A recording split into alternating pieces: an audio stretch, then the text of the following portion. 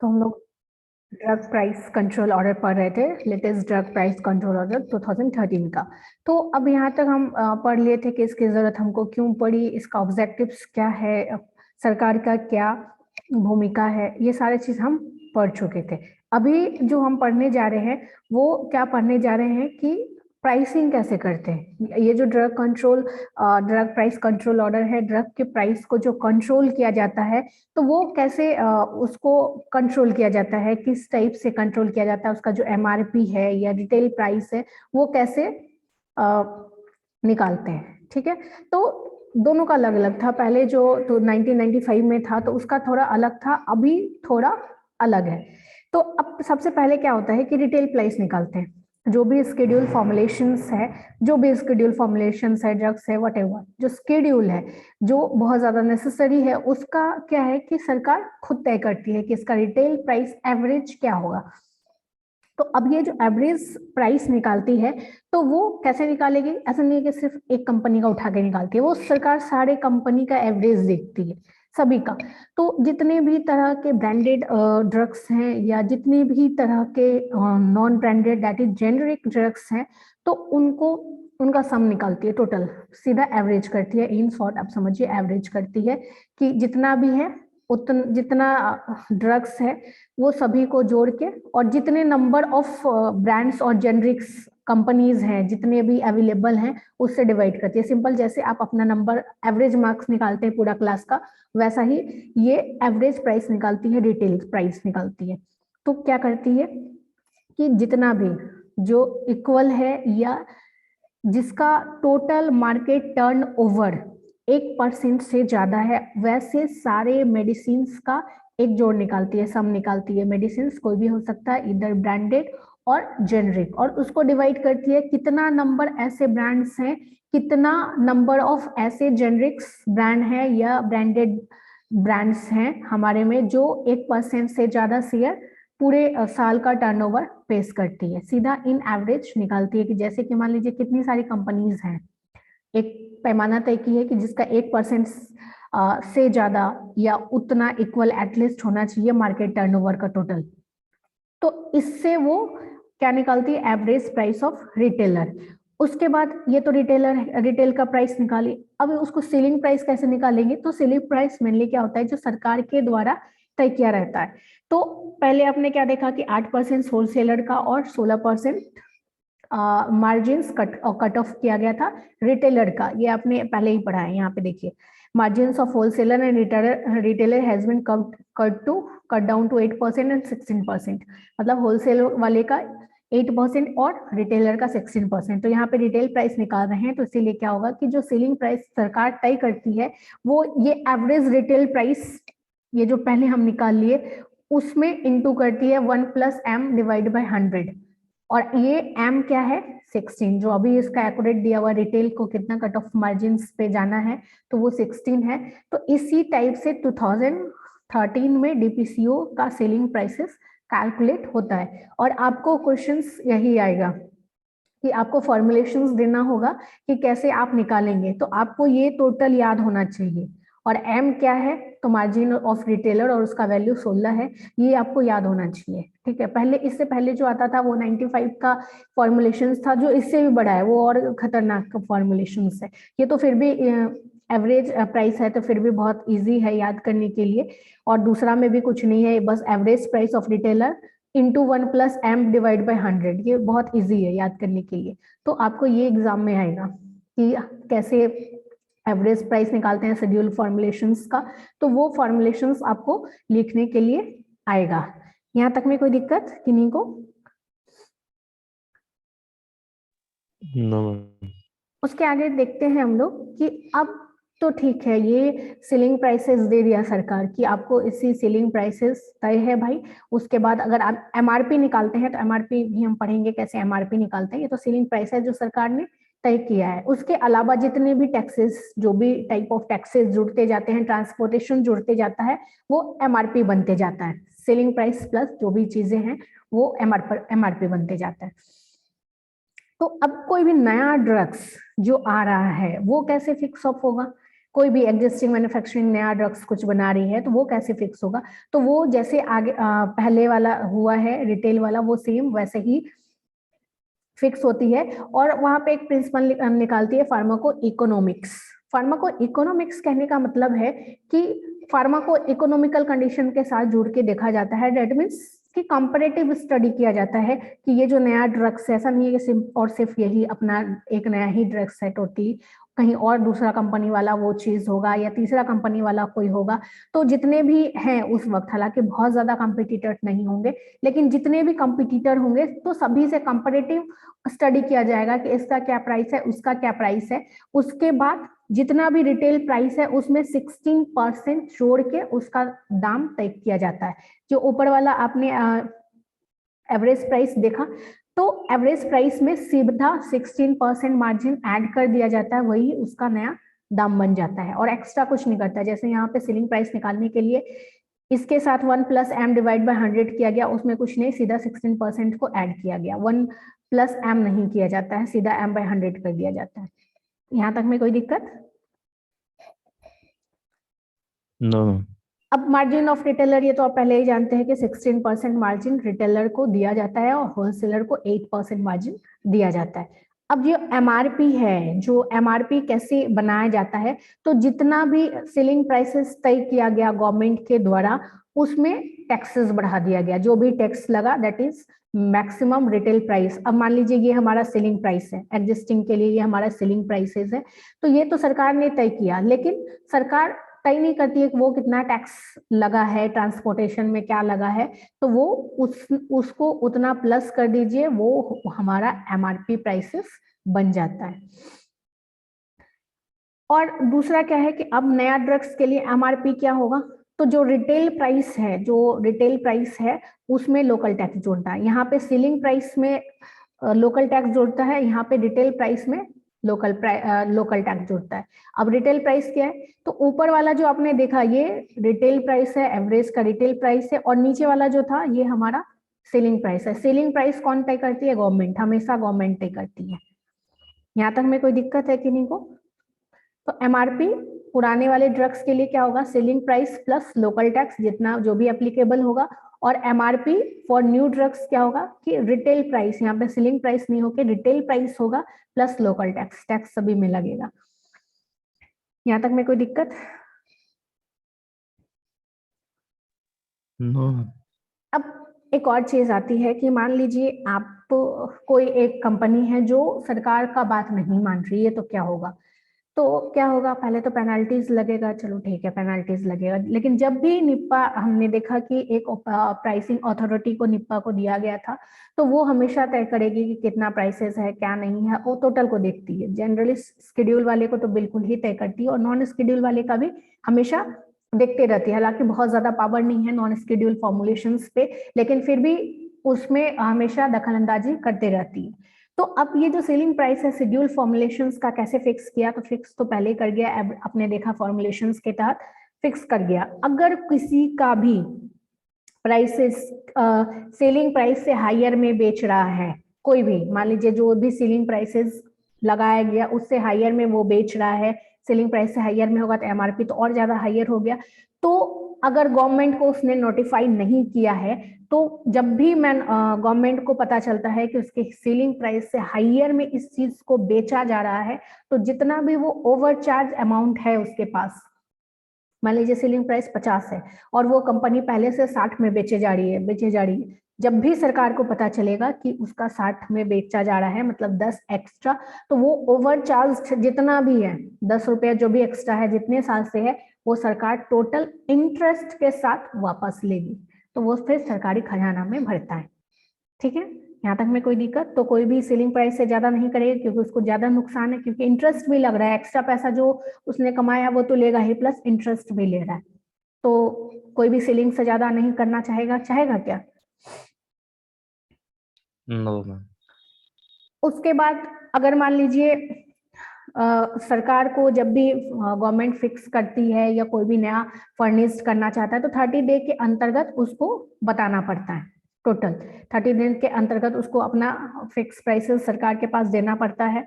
अगर सरकार को नहीं दे पाया, सरकार को मान लीजिए कि पहले कोई भी मैन्युफैक्चरिंग हुआ तो 30 डे पहले प्रियर्स को एप्लीकेशन देना पड़ता है कि हम ये मैन्युफैक्चरिंग कर रहे हैं, इसका प्राइसेस ये है, इतना खर्च पड़ेगा, ये टोटल चीज उसको देना पड़ता है। उसके बाद सरकार उसका प्राइसेस फिक्स करती है। अगर नया है तो विद इन 14 डेज मैन्युफैक्चरिंग से पहले उसको देना पड़ता है, और उसके बाद सरकार उस पर डिसाइड करती है मार्केट वैल्यू देख के, टोटल फार्मा इकोनॉमिक्स को ध्यान में रखते हुए कि अगर ये नया पैरासीटामोल बना रहा है तो पहले से जो ऑलरेडी एग्जिस्टिंग कंपनीज है उसका रेट क्या चल रहा है, तो वो सम अप करके देखती है, एवरेज निकालती है। और ऐसा नहीं है कि आप नया कंपनी स्टार्ट किया तो आप बोल देंगे कि मेरा इतना इतना खर्चा है, हम 1000 में एक पैरासीटामोल का स्ट्रिप बेचेंगे, तो ऐसा नहीं कर सकते आप। वो सरकार टोटल लुकआउट करती है, ठीक है। उसके बाद रिटेल प्राइस ऑफ फॉर्मुलेशंस का एक नया फॉर्मूला दिया गया है, ये नीचे वाला। हालांकि ये अभी एप्लीकेबल नहीं है, लेकिन कभी कभी क्या होता है कि एग्जामिनेशंस में जो पुराने वाले थ्योरी को पढ़ रहे हैं, क्योंकि आपके जितने भी बुक्स आए हैं उसमें कोई कहीं भी बहुत 1-2 बुक्स को छोड़ के कोई भी नया बुक्स में 2013 का फॉर्मुलेशंस नहीं है, तो वो कौन सा पढ़ा रहा है 95। हालांकि आपको ईयर नहीं दिया गया है सिलेबस में, वो लेटेस्ट कहा गया है। लेटेस्ट मतलब जो भी करंट है, तो करंट अभी 13 का आया है, 19 का भी आ गया है। तो लेकिन क्या हो रहा है कि आदमी एंशिएंट जमाने का बुक्स अभी तक चले जा रहा है, उसमें कोई नया नहीं है। तो डिटेल प्राइस ऑफ ये जो फॉर्मुलेशन है अकॉर्डिंग टू 1995 का है। 1995 में कैसा फॉर्मुलेशन किया जाता था, कैसे फॉर्मूला डिराइव किया जाता था, तो कैसे किया जाता था कि जितने भी तरह के कॉस्ट हैं, जितने भी तरह के कॉस्ट हैं सबको जोड़ दिया जाता था और उसमें एक्साइज ड्यूटी को लगा दिया जाता था। तो अब देखिए क्या क्या है। तो रिटेल प्राइस कैसे जोड़ते थे, तो एमसी पहला तो मटेरियल कॉस्ट, जो भी मटेरियल है। अब ये मटेरियल क्या है, तो नया जो भी बनना है तो उसके लिए क्रूड कोई भी चीज चाहिए, ग्लूकोज बनना है तो लिक्विड ग्लूकोज चाहिए, फिर अदर कुछ चाहिए, तो जितने भी तरह के मटेरियल लगे वो मटेरियल कॉस्ट हो गया। दूसरा कन्वर्जन कॉस्ट, उसको नया चीज में बदलने के लिए जिस चीज का भी जरूरत पड़ा है, वो चाहे इंसान रहे, लेबर कॉस्ट पड़ गया या मशीन का कॉस्ट पड़ गया, वट जो भी, उसको बदलने में, नया प्रोडक्ट बनाने में, फर्निश्ड प्रोडक्ट बनाने में जो भी चीज का कॉस्ट लग गया उसको सीसी बोले, कन्वर्जन कॉस्ट। उसके बाद पीएम आया, पैकिंग मटेरियल कॉस्ट, जो भी मटेरियल यूज हुआ उसको पैकिंग में स्ट्रिप्स लगा या वट जो भी लगा वो। फिर एक और है पैकिंग चार्जेस। अब स्ट्रिप तो बन गया उस एक गुड्स को पैक करने के लिए, लेकिन अब ट्रांसपोर्टेशन के लिए को भी ध्यान में रखते हुए कार्टून लाया गया होगा या कोई भी सील पैक किया गया होगा, वो सारे चार्ज को मिला के सभी को जोड़ करके और उसको क्या चीज से गुना करते थे हम लोग, 1 + MA divide MAPE divide by 100। अब ये MAPE क्या है, पोस्ट मैन्युफैक्चरिंग कॉस्ट है, मैक्सिमम कितना अवेलेबल है, अवेलेबल पोस्ट मैन्युफैक्चरिंग एक्सपेंसेस, मतलब पोस्ट बाद में कितना खर्चा हुआ। अब ये बाद में का खर्चा क्या होगा, अभी तक तो कन्वर्जन होके सब चीज बनी गया, पैकेजिंग भी चला गया, पैकेजिंग मटेरियल भी चला गया। तो मैपे में क्या हो गया कि टोटल टाइप का एक्स फैक्ट्री कॉस्ट, मतलब वहां से जो ट्रांसपोर्टेशन में गया, बीच में कहीं रुका होगा, ये टोटल टाइप का खर्चा टोटल ऐड किया होगा, मान लो कोई हीरो या एक्ट्रेस वट तो वो मैपे के अंतर्गत आता है, maximum available post manufacturing expenses. तो कितना ज्यादा एक्स्ट्रा खर्चा हुआ वो जोड़ के, और प्लस उस पे ड्यूटी चार्ज कितना लगा, एक्साइज ड्यूटी उस पे कितना लगा, ये टोटल चीज मिला के बनता था हमारा पहले रिटेल प्राइस ऑफ फॉर्मुलेशंस। ये 1995 का है। अभी ये नहीं है, अभी ऐसा हम नहीं निकालते, अभी हम लोग क्या करते हैं, सम अप करते हैं। अभी हम कंपनीज को देखते हैं कि कैसा क्या है।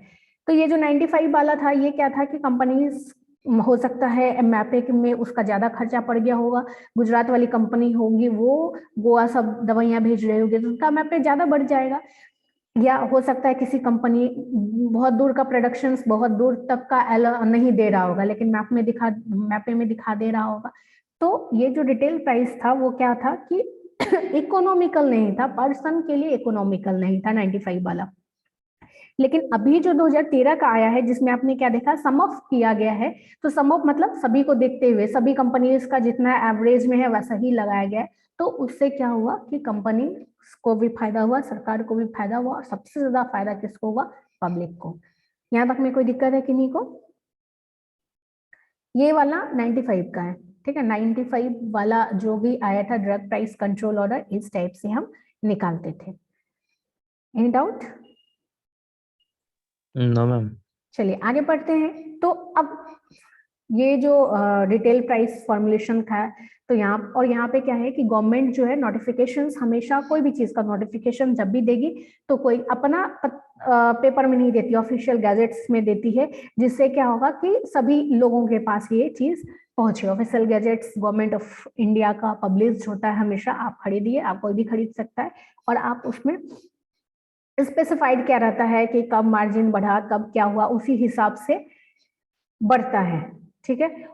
उसके बाद अब जो नॉन फॉर्मुलेशंस है, तो उसमें क्या है कि गवर्नमेंट बहुत ज्यादा दखल अंदाजी नहीं करती है कि हाँ तुम कहोगे, जितना दखल अंदाजी स्केड्यूल वाले फॉर्मुलेशंस में करती है, नॉन स्केड्यूल फॉर्मुलेशंस में उतना दखल अंदाजी सरकार नहीं कर सकती है। हालांकि यहाँ पे भी मॉनिटर करना एमआरपी कितना है नॉन स्केड्यूल फॉर्मुलेशंस का या ड्रग्स का, तो वो सरकार ही देखती है, निप्पा ही वहां पे भी देखती है। तो अब यहाँ पे क्या हुआ कि कोई भी मैन्युफैक्चरर ऐसा नहीं कि मनमाना कीमत बढ़ा देगा। तो जैसे कि मान लीजिए 10%, एक साल में 10% से रिटेल प्राइस से ज्यादा नहीं बढ़ा सकता। अगर मान लो कि पकड़ा गया कि 10% से ज्यादा 15% बढ़ा दिया, इस साल 15%, अगला बार फिर 20% बढ़ा दिया, फिर 50%, ऐसे तो बहुत ज्यादा कीमत पे दवाइयां बिकने लगेगी।